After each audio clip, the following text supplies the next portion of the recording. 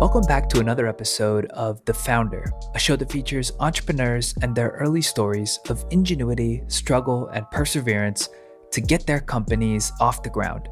We do our best to capture the uncensored, uncovered look behind the curtain into what founders really face when getting started. I'm your host, Kallaway. Although our founder guest on today's episode grew up in a Massachusetts household full of plants, it wasn't until she moved to New York City to go to school at NYU that she realized how important they were to her. After moving to her high-rise apartment in the city, she was desperate to find a way to bring nature back into her life and realized how important it was for her well-being. Although she opted for frequent trips to the park to get her nature fix throughout the rest of her time in school, she never forgot how much she missed that connection with plants. After graduating and spending a few years as a brand strategist, moving from apartment to apartment in New York City, she realized that there wasn't a consumer brand designed to solve the pain point of discovering, buying, and taking care of plants. That's where she got the idea to start the Sill. Today at the Sill, this founder and her team have built one of the largest community-driven brands for houseplants on the market today. They have a simple yet powerful mission: to enrich people's lives through a connection with plants. Today they go to market both online and through their 5 brick-and-mortar stores, and each month are creating thousands of new plant parents. In addition to a beautiful product and website, they drive an engaged community through their social content and Plant Parent Club, a membership that unlocks discounts and access to online workshops and events all about plants. And as a special offer for our listeners, this founder is giving you 10% off all of the Sills products through the end of October. Use code FOUNDER10 at checkout to add some plants to your life.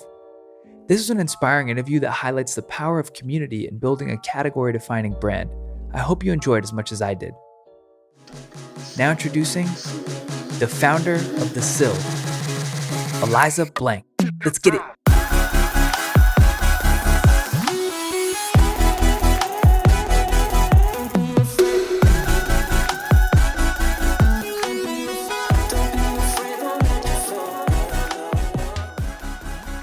Eliza, welcome to the show. Thanks so much for coming on. Thanks so much for having me. Excited to be here. Yeah, we're so excited to go through and break down the Sill today. So, before we get started hearing your background and the story of how you got started, we'd love to start with an anchor point. So could you just provide a little anchor point for what the Sill is, what's your mission, vision, the products you sell today, and how big you are using any KPIs that you measure growth with? Sure. So I describe ourselves as a direct-to-consumer houseplant brand, content creator, and community. And our mission is to enrich people's lives through a connection with plants. And our product primarily are plants themselves. So easy to care for houseplants, which we deliver both direct to your doorstep and through our brick and mortar stores, of which we have 5. And we complement that, as I mentioned, with content and community, which takes the form of a membership and a blog and online workshops and a YouTube channel and an Instagram account. And so we have many, many touch points and many, many inroads to the Sill. And the reason being is that we felt that this category really needed to be accessible, especially for beginners. At least that was my personal experience starting with houseplants, is many people don't know where to start and really do require a little bit of hand-holding that we are more than happy to provide. That really wasn't there before the Sill. Yeah, the community that you've built is second to none. I think when you look at even within the category and across categories, it's really interesting. So I'd love to break that down too as we go. But thank you for that. I think that's a perfect anchor point. And so let's rewind the clock a bit. As fast or as slow as you'd like, walk us through your life and background leading up to starting the Sill and kind of what that journey looked like. Sure. So I'm from Massachusetts originally. I grew up in a town called Northampton, and I was there for 18 years. Same house. My parents are still in the same house. My mother is an immigrant from the Philippines, which I think is important because it really set the tone around kind of my concept of hard work and a lot of other things, actually. But maybe more significantly is she's a big gardener and also a huge houseplant lover. There's not really a good term for that, but all to say that I grew up with a lot of plants around me. And this mother who had this like mystical green thumb. I would say that I mostly took advantage of that and took it for granted, like most kids. growing up. I wasn't a, child prodigy in the garden. I wasn't, Like a botanist in winning. Yeah, I training. wasn't like winning awards for like African violets at the age of 14. I wish I could say that I did, but I didn't. But, I certainly noticed it. And then really I noticed it when I left Massachusetts. So I moved to New York City to attend NYU and I studied communications. And, my first year in college was spent on the 11th floor of a high rise in about 100 square feet that I shared with another person. And both of us, my roommate and I, really missed nature. And I think we just didn't really appreciate it for what it was until we left it behind. And so she and I would spend every weekend walking from Washington Square Park to Central Park to lay in Sheep's Meadow just to have grass under us. And I think that was sort of like the first light bulb in my head that, nature had a significant impact on my emotional and physical well-being. And, and then I started my career in brand strategy. I worked for an agency called Wolf Olins, which was or is one of the, a world-class brand agency. So I was very lucky to land that right out of school. And then I ended up going and working for a company called Living Proof, which is actually in the hair care industry. So very, in some ways, traditional CPG, but it was actually a startup. It was founded and incubated by Polaris Ventures, more or less run like a biotech for commercializing their first products and then selling through traditional channels like Sephora and QVC, but also direct to consumer online. And I say all this because, it really, I think, builds to the fact that, brand is my bread and butter and kind of what I grew up understanding for as much as that you can understand it at the ripe age of 26. But, I spent, 2 years at the agency, 4 years at Living Proof, and then went to go on to start the Sill. But, thematically through this sort of early career, what I'm experiencing is moving from one small shitty apartment to the next and desperately wanting plants and, really coming to appreciate the positive impact they had. And then at the same time, realizing how terrible of an experience I was having buying for plants, getting plants back to my apartment, taking care of plants, choosing plants, learning anything about plants. And so it was actually a relatively easy connection for me to realize that there wasn't a consumer brand for plants and that was really what was missing. And so that's ultimately what I set out to start with the Sill.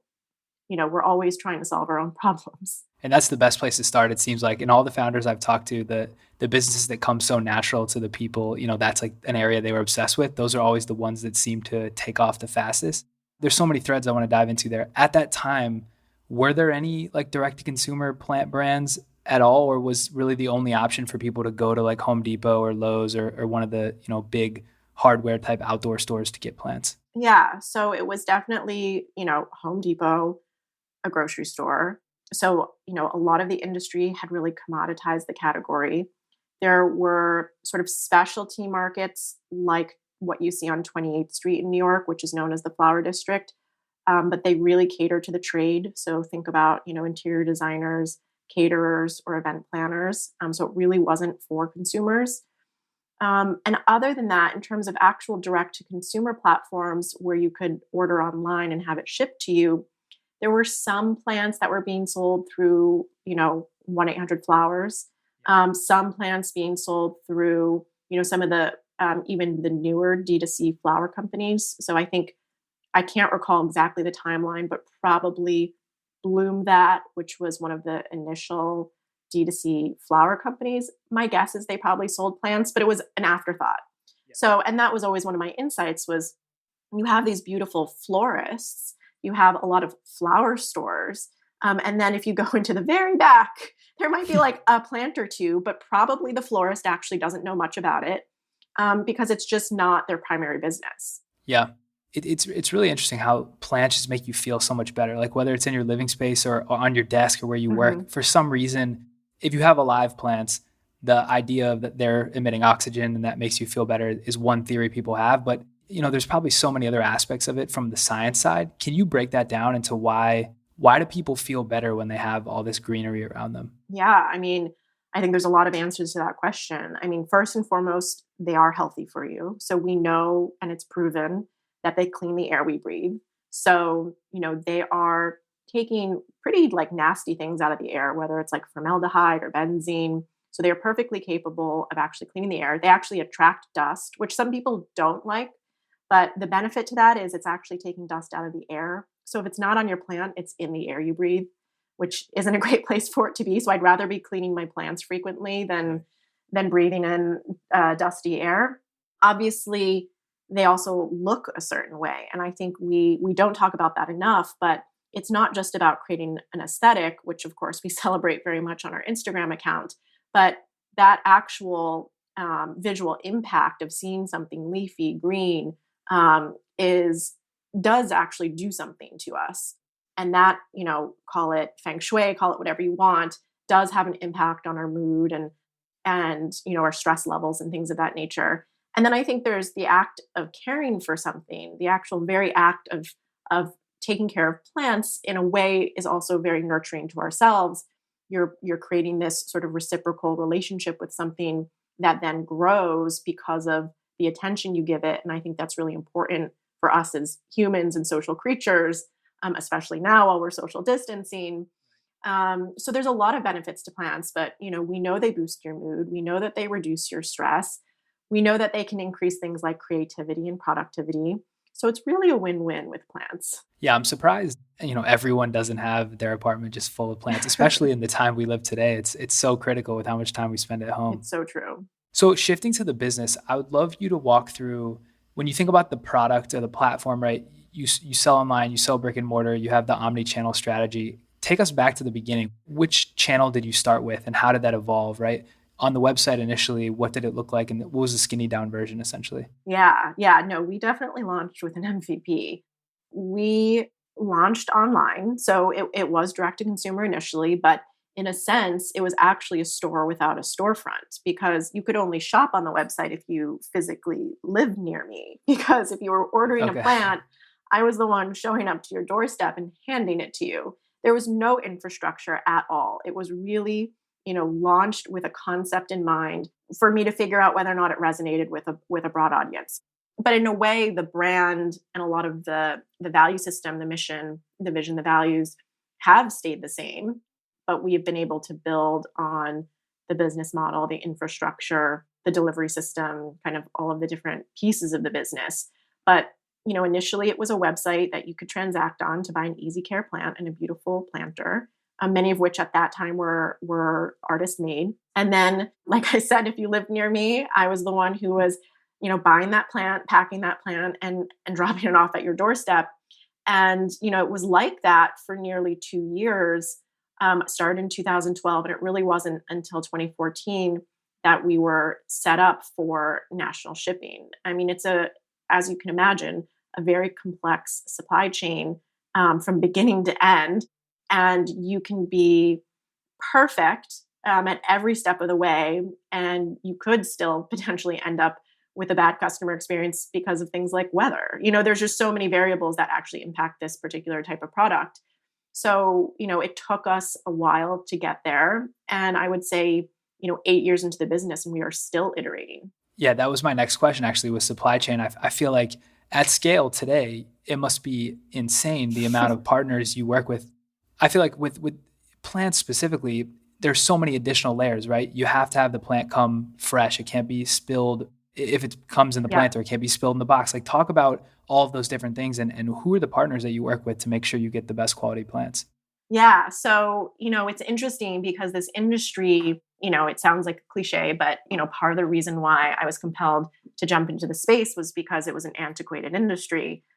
That's a good thing and a bad thing. It's good for me because I have a lot of opportunity to innovate and modernize. It's bad for me because, you have an industry that still wants you to, use a fax machine that doesn't exist. So it took a long time to really break into the industry because it's also oftentimes when you're dealing with older industries, you're dealing with really closed networks. So, they don't know me, they don't want to work with me, they don't get what I'm doing. It took a long time to actually piece together how it worked and who to work with because there just simply wasn't a way to like Google your way into Right. how it all came together. So a lot of that just took time and patience and energy and good salesmanship to connect the dots between, how do plants traverse across this country, generally speaking, for even like an older brick and mortar, retail model, and then where are my opportunities to sort of disrupt that. We work with a lot of growers.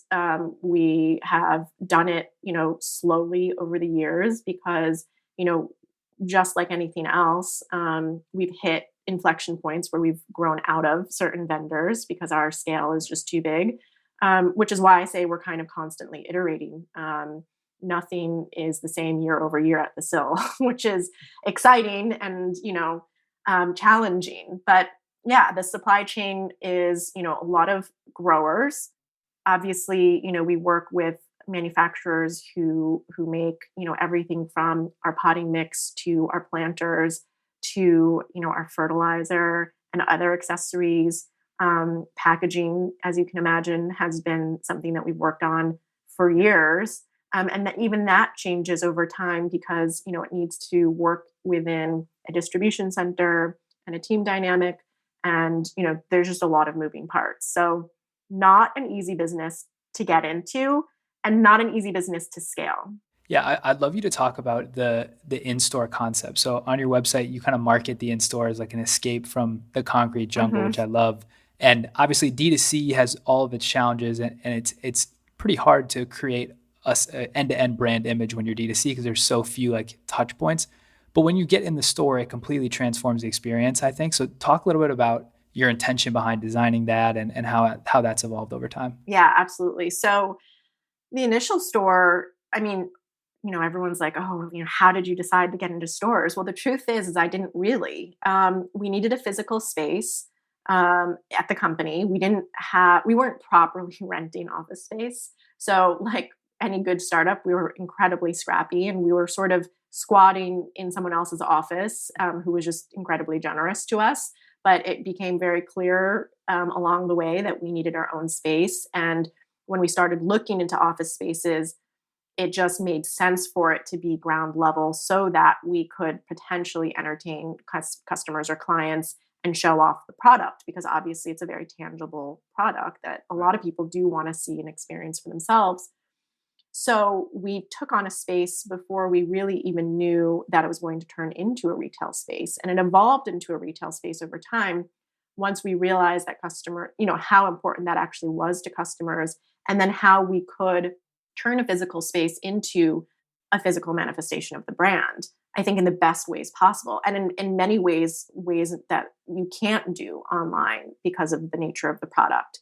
And I don't even think I realized it at the time. But we really were doing something for the first time ever. I mean, if you're on Instagram now, it might seem like there's a lot of plant stores, but there really weren't any in 2014, not in the way that the Sill created a plant store. And so we really, pulled off that concept well, I think, and before anyone else. And we've, similarly, we've definitely evolved that. So if you look at our newest store, which is in Brooklyn, and our first store, which is in the Lower East Side, it's a very different experience. And I think our Brooklyn experience is very much the direction we want to continue to go in, and is more reflective, I think, of the brand in totality, and also a reflection of the fact that we had more money to open Brooklyn than what we had available to us when we opened the Lower East Side. Yeah. It sounds like in 2014 you were so ahead of the game with the like experience driven brand strategy, which it seems like a lot of big brands are. I mean, in COVID that probably took a halt, but a lot of these brands are shifting towards how can we build physical experiences even if they don't even have an in-store premise. So it sounds like you were very ahead of the game with that. You're giving me a lot of credit. Yeah, I mean, the store looks great. When you go in, you like forget kind of where you are for a second. So Yeah. Well, and I can connect that back. I mean, so where I grew up in Northampton, it's actually the town that Smith College is in. One of the things that Smith College, I think, is known for, at least what I know it for, is it has this amazing botanical garden. And when you walk into the botanical garden, you are literally in a different place. Like you're in the jungle room where there's, it's really humid and there's big palm trees. And it was such a visceral experience as a child growing up that especially in Massachusetts where it's so cold in the winter. I think that translated in many ways to what we wanted the Sill to feel like when you walk in off the street, which is similarly probably really cold in New York in the winter, and then all of a sudden you're hit with sort of this totally different environment. Yeah, I mean, that's probably why you've had such great success in these dense cities. It's such a contrast when you come off the street and then it's like, whoa, like where am I? Yeah, exactly. When you think about the customer today, I'm fascinated by the way brands target certain customer personas and then evolve that over time. Talk us through, where did that start? What customers were you targeting other than geography because that was the limiting factor? And what are the unit economics? I imagine you have a really sticky brand, sticky product. So when people buy, they either buy a lot at once or they try a little bit and then come back and buy a lot of plants. Talk about that a little bit. Yeah. So, I think again, like most entrepreneurs, you build a business for yourself first. And so initially the customers looked very much like me. A lot of young professional women who aspired to have plants at home and sort of create a very specific look and feel to their space, but didn't know where to start. So that was very much our initial hypothesis and the initial customer that we went after. Over time, what I came to realize was that I couldn't cater just to myself, and that our customers were starting to look different than me. And I had to be really open-minded about what they wanted in order to stay relevant, but also just to expand our customer base so that we could get bigger. So, that was definitely a learning for me, and I think an adjustment for the team over time to understand how are we going to broaden what it is that Sill is and stands for. And, in 2017, actually, just as we were raising money, we sort of went through a little bit of a rebranding, a tighter, visual look and feel. And it gave us an opportunity to sort of reground ourselves. And that's really when the mission moved towards this idea of enriching people's lives through a connection to plants, which is quite broad and could manifest in a lot of different ways from a business model and product offering standpoint. But that was done very deliberately so that we could continue to scale and grow. Your question about unit economics, in a way, it's actually a moving target because 2020 has been such a strange year. So, I would say it's something we've watched and monitored really closely, probably since 2018. So sort of coming off my initial fundraise, you start to look at the business very differently. You start to scale up a lot faster because you have resources. But already, not, 2 years later, behavior is starting to change again. So it's not something that I can, pinpoint exactly because even in this moment, basket sizes are getting bigger. People are repeating in a different rate. It's all good, right? So for us, we are one of the categories really, I don't want to say benefiting because that sounds terrible, but we are seeing a sort of changing consumer behavior that does certainly benefit our business in a positive way. Yeah, definitely. That's what I was going to ask you is I listen to a lot of these e-commerce founders and they've been saying like every day is like a Black Friday, every weekend's like a Black Friday weekend. Do you have a sense for like, has your growth just 2x, 3x, 4x or whatever, you don't have to commit to numbers, but has it just been many X? Yeah, it's crazy. It's such a crazy time. And it's better to be on the beneficiary side of that than the other. But yeah, we totally get that. There's a lot of misfortunes happening. We don't want to understate that. Yeah. And we're not immune to that. I mean, having physical brick and mortar stores means that we felt both. I mean, we had to close our stores for 3 months. That's no small thing. And, that was traumatic for my business just on an emotional level, I think, to go through that and to also sort of be in the midst of the unknowable future where we feel, that we're on the other side of that. But, this sort of new normal means that we're going to open and close based on what's happening in different markets. Our San Francisco store had to close because of the fires. We're definitely up against some unique challenges. Definitely. When you think about customer acquisition, and I'm sure this is something you think about a lot, acquiring a broader base, like continuing year over year, acquiring a broader base seems like it would be a logical goal for you guys. And the accessibility friction's almost zero now. Like with D2C, a lot of people understand how to transact online. But what do you think are the biggest pain points or challenges today in you acquiring net new customers that might, either work with competitors and buy plants there, or just don't have plants yet? Like, what are the psychological factors for those customers to get them to convert to the Sill customer? Yeah. So I think we're generally acquiring new customers who are new to the category. And so the importance there is education, because the barrier is I don't know anything about plants. So that's kind of the path we're taking. It's a little bit less of we're trying to steal someone from an independent garden center who's like really sophisticated when it comes to plants, or like has spent the last 30 years buying plants from like their guy. So for us, it's often how do you convince someone who's never purchased a plant before to purchase a plant. But I think in this moment, there's a lot of inroads to plants. It's home decor, it's health and wellness, it's self-care. We're seeing a lot more men come into the category. And again, just speaking broadly about 2020, acquisition is actually not the issue. We're acquiring customers just fine. I think as a brand and as a company, the challenge is actually to stay really disciplined about how to acquire those customers, because we've always had sort of a guiding principle that we earn them, we don't buy them. Right now, you can buy them for relatively cheap, but how do you not, kind of allow yourself to go down that rabbit hole? Right, and just pour a ton of funding into paid acquisition. Yeah.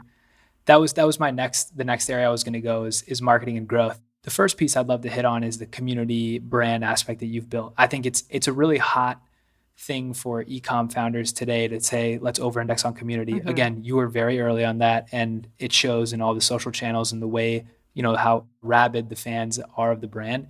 Talk about that a little bit, the intention behind it. And then something I love to ask is like outside the box tactics that have worked to either, boost the brand awareness or help acquire customers along the way. What have you tried there? Yeah. So, the initial insight was that community was always baked into the category.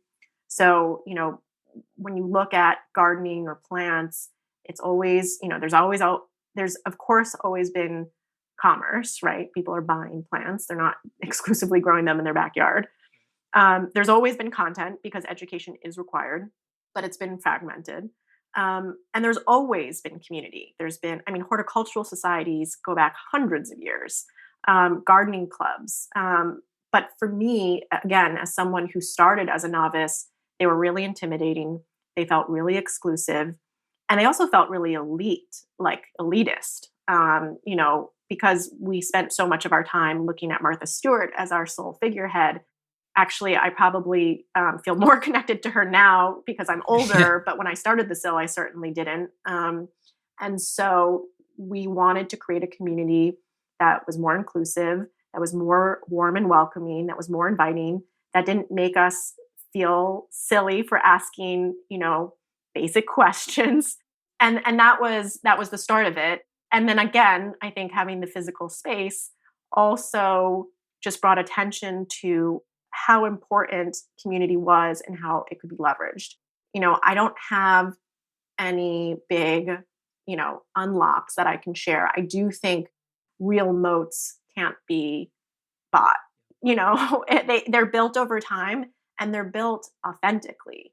That is the truth, is community cannot be forced. It cannot be bought. Not sustainable community. It needs to be inspired. It needs to be organic. And that truly is how the Sills community was formed. And I think a lot of it can be attributed to just having really good community leaders who were incredibly genuine, thoughtful humans on a mission. Go figure. So, my brand director was my first hire. She was an intern right out of school in 2012. So she's been with me for 8 years, which, never happens. Never happens. And so there's continuity in something like that. And even, some of the women on our community team are some of our longer tenured employees. And that is meaningful because just like walking into a store and being able to have a conversation with like your barista, because you like have a relationship with them, people genuinely feel connected to some of the members on my team, even though the company is big and our community is big. They feel like they know us. You can't buy that. Yeah, I totally agree with that. And you've alluded to it a couple of times.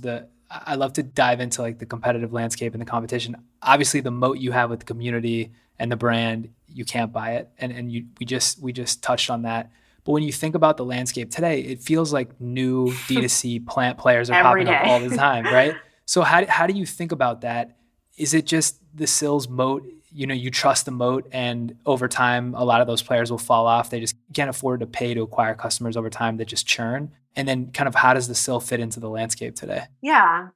I sort of think about it in maybe like three categories. I think there's a lot of people who want to get in who maybe were very much like me back in 2012, where they don't fully appreciate what it is they're getting into. They see it as an opportunity and something they can believe in and be passionate about.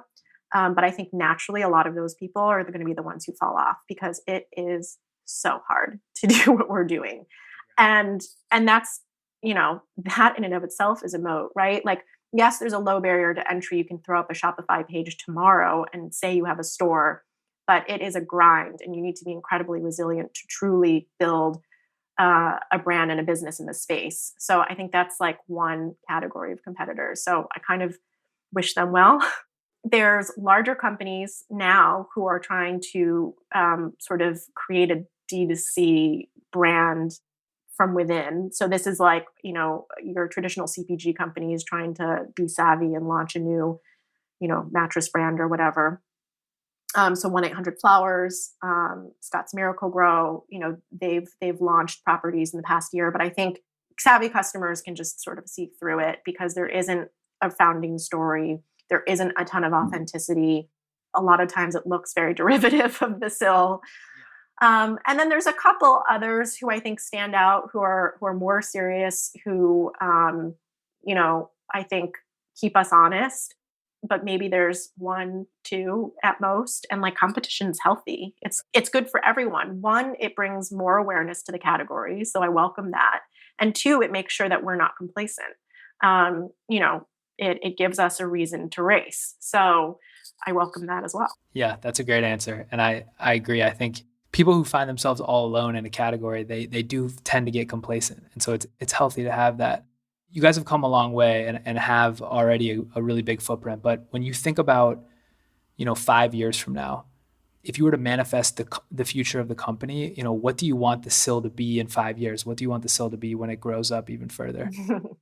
It's funny that you use that word, and I know that's part of this podcast, and we'll talk about the Startup Manifesto. But in a lot of ways, I feel like I truly manifested the Sill. I willed it so hard into existence, which gives me a lot of optimism because it kind of makes me believe I can do anything, which a lot of people, and of course everyone has their days. So certainly I have a ton of doubt as well. But, when I think about the future and think about the Sill being, one of the best lifestyle brands out there, I really believe it's possible, especially given 5 years. The amount that we've achieved and the distance we've gone in the last 5 years, knowing that we should only be able to do more in the next 5 years gives me every reason to believe that we can be. And that's what we're talking about is really creating a mission-driven lifestyle brand that uses plants as a platform, whose aim is still to enrich people's lives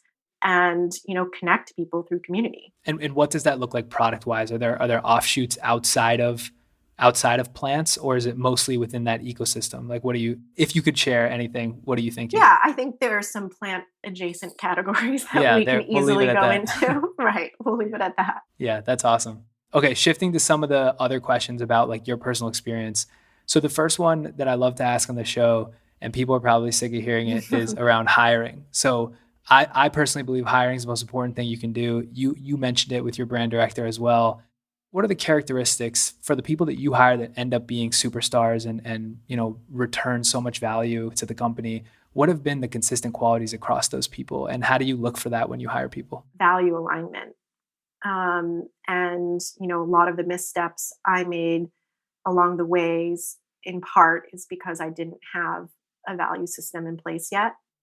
But value alignment, I mean, we're a company that really uses our values. They're not just words on a wall. And I know even that sounds like a cliche, but I really found myself in a few situations throughout the course of the Sill where values sort of saved us. And so I'm such a believer in using them as a tool that I think, I can say with complete confidence that that is the make or break sort of like hiring tool. Is there value alignment? And I think you're absolutely right. People are the most important in getting across that finish line, whatever finish line it is that we're getting across.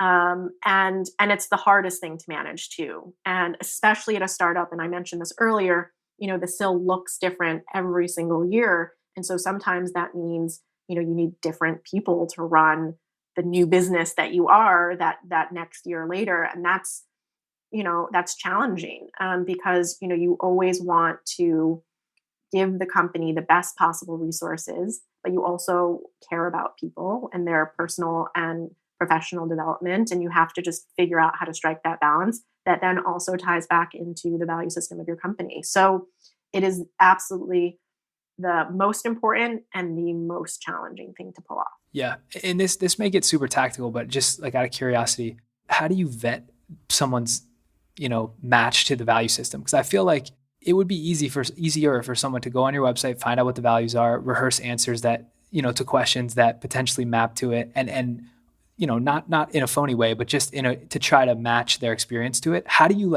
assess that when you're asking people questions in an interview? Yeah, that's a great question because I actually think we've gone down that road where if you take people at face value, it's super easy to be manipulative in an interview. But I think our very process tries to eliminate that because we have a lot of different stakeholders participating in the interview. So there's generally a screen initially that's led by our head of people ops. I mean, and she has a magic power. She has incredible intuition. She's incredibly, I don't know, observant, and she's sort She of can see through the BS. Yeah, and she's sort of the gatekeeper. But then it goes to the hiring manager. It often goes to me.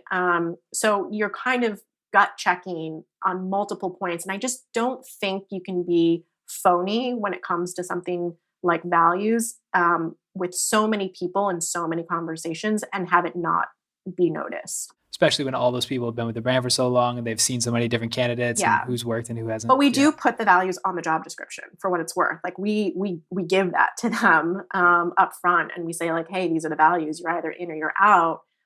So at least to some extent, there's, we hope that some people, opt out, deliberately because that's not for them. Yeah. Okay. So a question around lesson learned from an investor pitch. So I watched an interview that you were in that you said you bootstrapped for a long time and then realized that you could pour gas on the fire and grow a lot faster if you raised. So then you did raise. So can you talk through that process a little bit? But most importantly, what are some key lessons learned that you took away from an investor pitch, either good or bad? So I started the Sill in 2012. I bootstrapped for 5 years, which is crazy. And I don't actually recommend that. In some ways, it was due to the fact that I really was from outside the industry and really wanted to deeply know what I was doing before I sat across the table from an investor. Part of it was because I sort of arbitrarily chose $1 million as a goalpost of mine to bootstrap to. I exceeded that more than 1 year over. So that was just one of my reasons.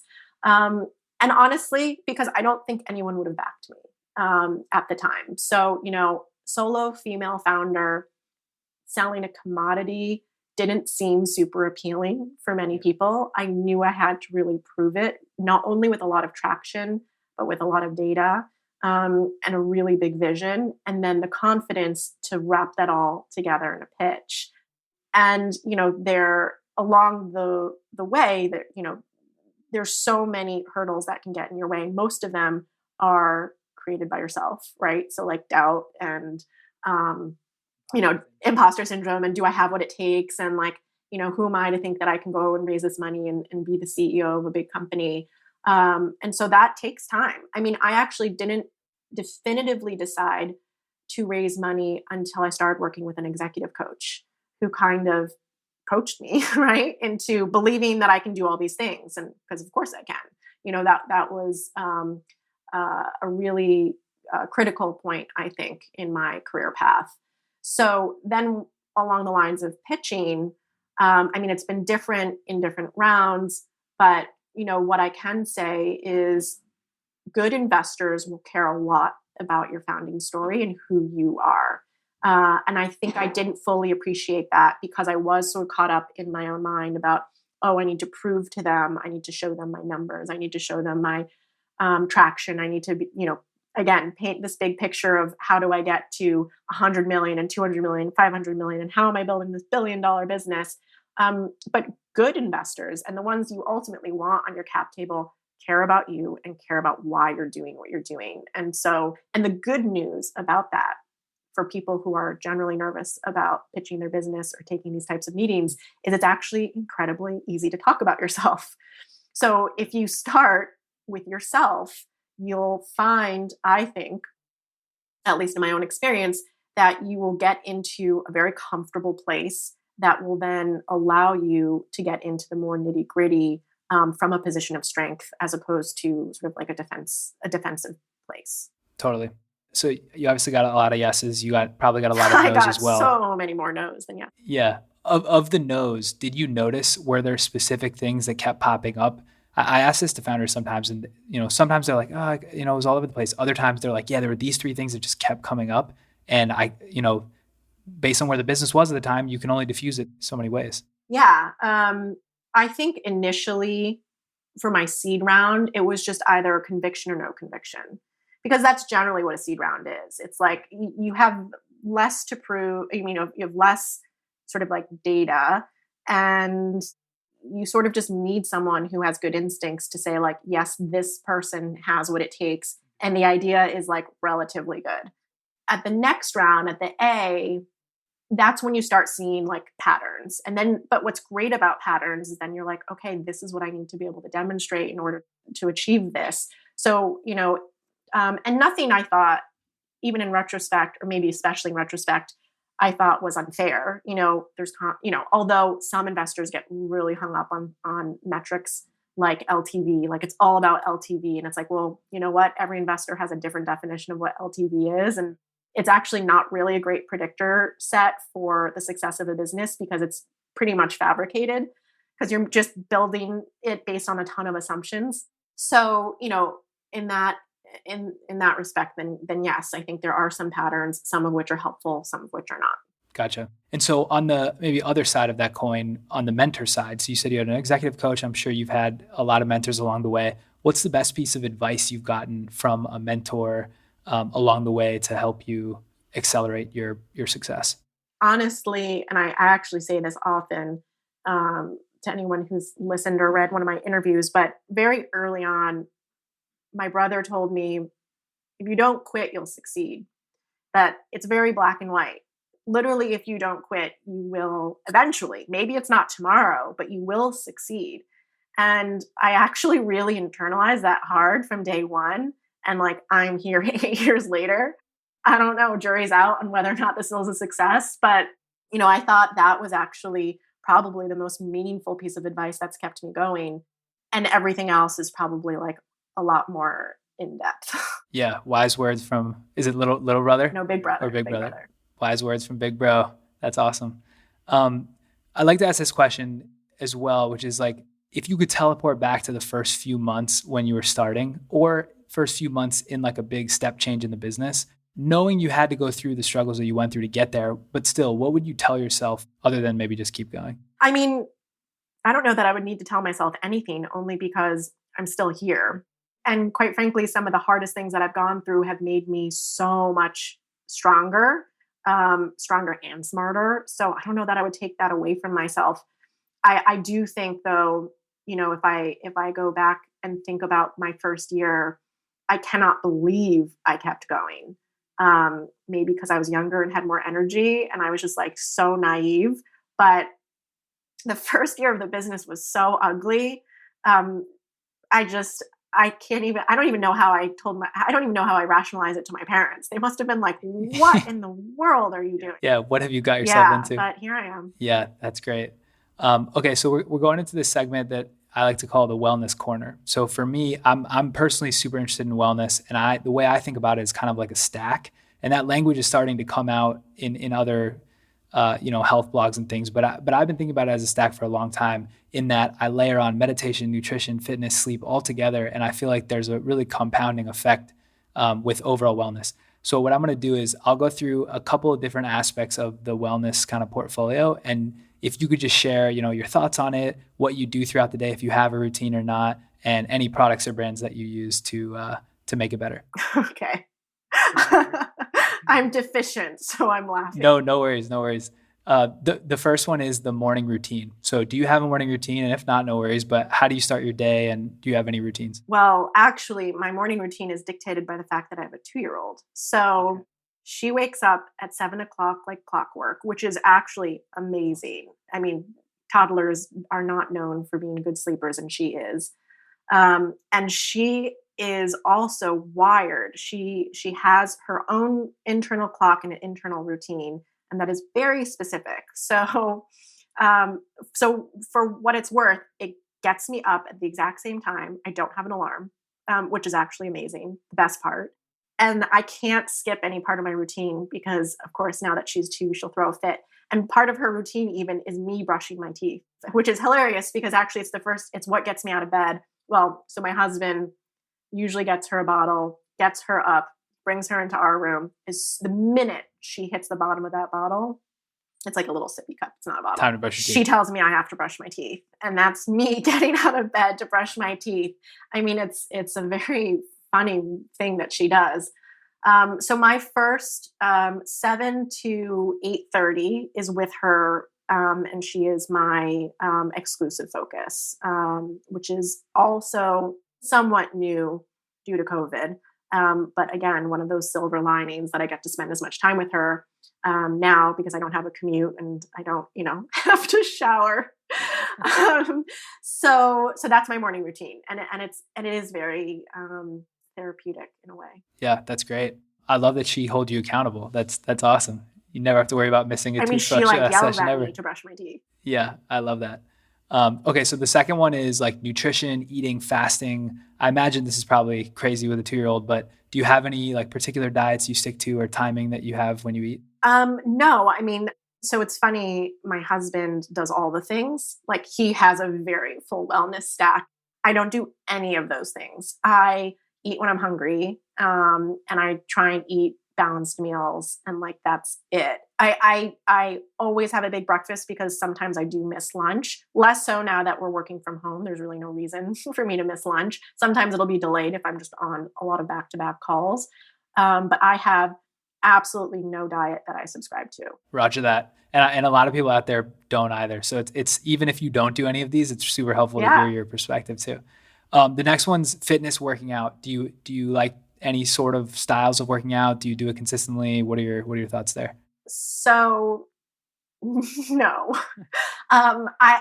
Another silver lining, working from home, no commute time, extra, hours in the day. I do exercise more than I did before, which still means 2 times a week, maybe. We have a Peloton. So I will hop on that, and the cheesier, the better in terms of instructors, usually 20, 30 minutes max.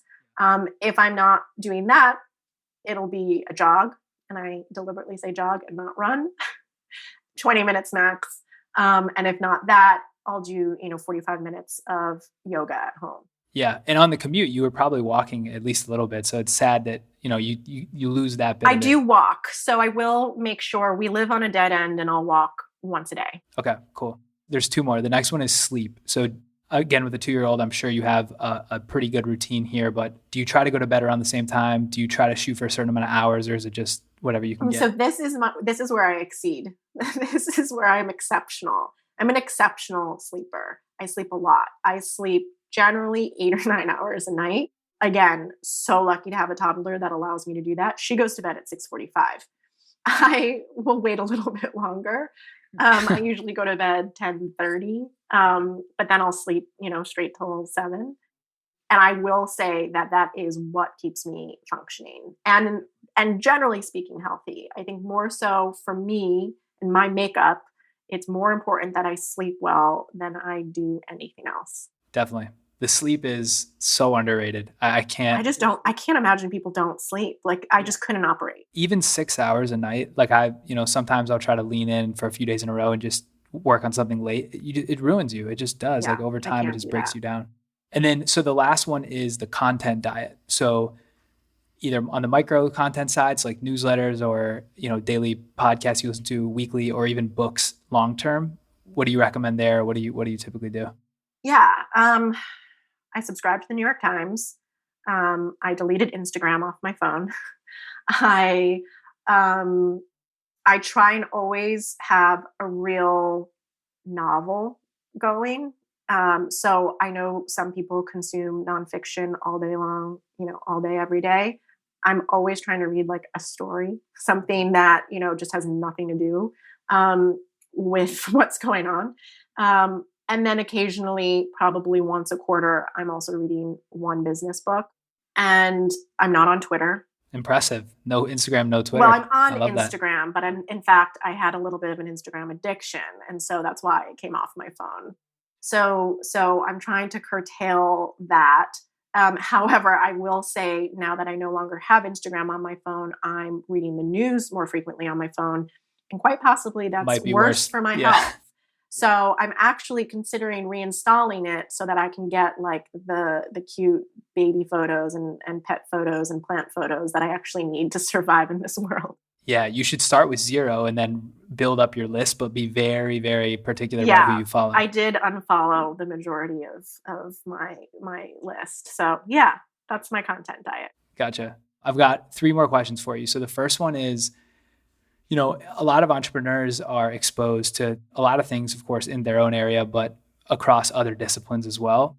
So, no worries if not, but are there any interesting trends, either as a customer or like if you potentially put an angel investor hat on, anything either in your industry or outside that excites you right now that you see as opportunistic for the next kind of 2 to 5 years? Yeah, that's a really great question.